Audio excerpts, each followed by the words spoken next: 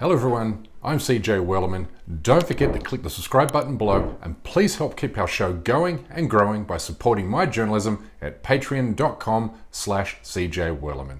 Now let's get into it. Qatar is the first Muslim country to host the once in every 4 years FIFA World Cup, which is not only driving Islam haters mad with envy and hate, but also putting Western hypocrisy towards human rights in the Middle East on full display. The 32-team tournament, which kicks off next week, is being seized upon by every white Western morality cop to virtue signal woke attitudes, which in reality often tend to be overtly racist, chauvinistic, and Islamophobic. Now let's start with the country of my origin, Australia. Its national football team became the first at the tournament to make a public stand against Qatar's human rights record, when it released this video last month. It is for these reasons we must speak about the situation in Qatar. Over the last 2 years, we have been on a journey to understand and learn more about the situation in Qatar. We are not experts, but we have listened to groups such as Amnesty, FIFA, the Supreme Committee, the International Labour Organization, FIFPro, and most importantly, the migrant workers of Qatar. My God, the smugness and audacity is too much to bear, because what right does Australia have to shove human rights abuse allegations down the back of another country's throat, given Australia is a serial human rights violator? This is a country that helps Israel cover up its human rights abuses at the United Nations. This is a country that sold Myanmar military weapons as it was committing genocide against Rohingya Muslims in 2017. This is a country that illegally detained tens of thousands of Middle Eastern refugees throughout a network of concentration camps in the South Pacific Ocean.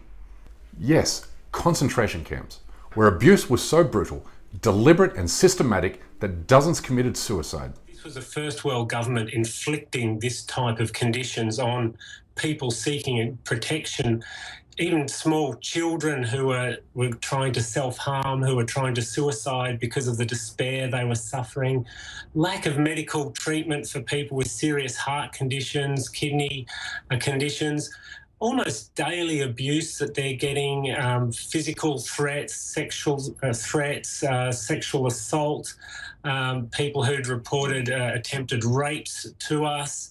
It just went on and on and on. But here's the thing. If the Australian football team feels so strongly about Qatar's human rights abuses, then it should prove its commitment to its moral position by boycotting the tournament and staying home. Otherwise, sit down and shut up. Okay, so now we come to France, a country that hates its Muslim citizens more than any of its Western peers. Last week, a French newspaper depicted the Qatar national team as a bunch of crazed terrorists, proving once again the racist double standard that exists between Islamophobia and anti-Semitism. I mean, under French law, this newspaper would have been shut down, with its editors thrown into prison, had they published an anti-Semitic cartoon showing the Israeli football team to be greedy, money-obsessed loan sharks. Several French cities, including Paris, have also announced they will not broadcast the World Cup on large public television screens to protest Qatar's mistreatment of migrant workers. Wait a second. France actually believes it holds the moral high ground when it comes to the treatment of migrants? That's interesting. They've ended up in Calais in search of a better life, only to have their dream shattered. 9 months after the so-called jungle camp was pulled down, aid workers tell Euronews that migrants are living through hell. It comes in the wake of a Human Rights Watch report, which claims French police routinely abuse them, including with pepper spray.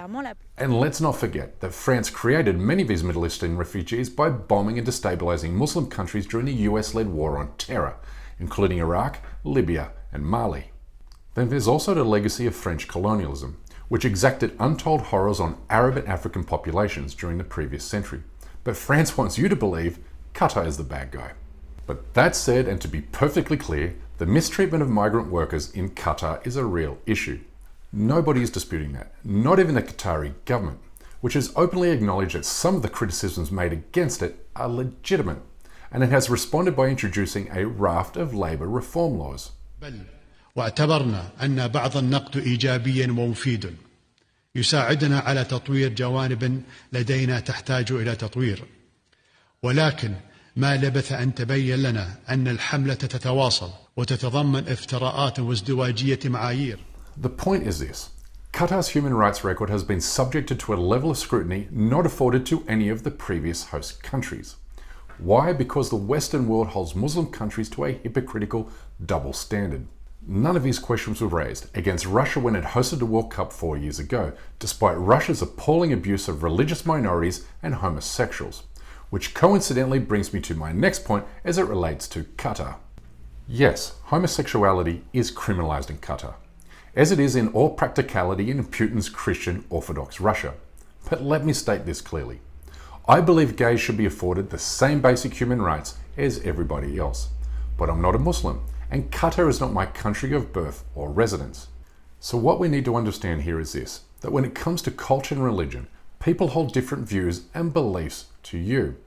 The key is to be mature about it, accept it, and not throw a tantrum by hurling Islamophobic abuse towards a culture and country you barely understand. To that end, many within the LGBTQ activist community have gone way over the top in their protests against Qatar.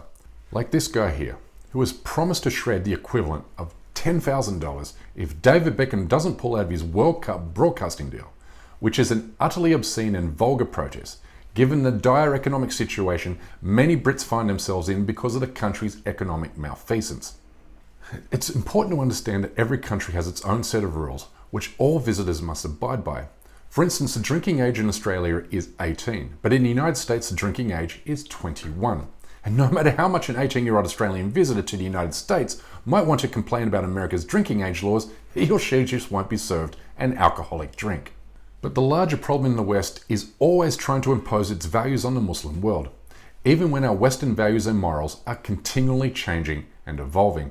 For instance, same-sex marriage was illegal in Australia only a few years ago. Abortion was legal in the United States for almost 50 years before it became criminalized in dozens of mostly southern states just recently. But more than that, the Western world is in no position to pontificate its moral superiority, given Western-led wars have killed more than 4 million Muslims since 1990. And let me put it another way. I will believe you care about homosexuals in Qatar only at such time you demonstrate that you care about the 2 million non-homosexual Palestinians who are currently locked in a steel cage by the Israeli military in Gaza. Otherwise, your stated concern for human rights in the Middle East is nothing more than an ugly form of moral preening cloaked in Islamophobia. Ultimately, Western critics should stop their compulsive impulse to condemn and politicize everything in the Muslim world. The World Cup is just a football tournament, and Qatar's human rights record is no better or worse than those who are criticizing it. Now play ball. Anyway, that's my time for today. Please don't forget to subscribe to this channel, and we kindly ask you please support this endeavor by becoming a member of this show at patreon.com/CJWerleman. We can't produce, sustain, and grow this show without your help, and we offer exclusive benefits to those who do. But for now, good night, good morning, wherever you are, and stay blessed.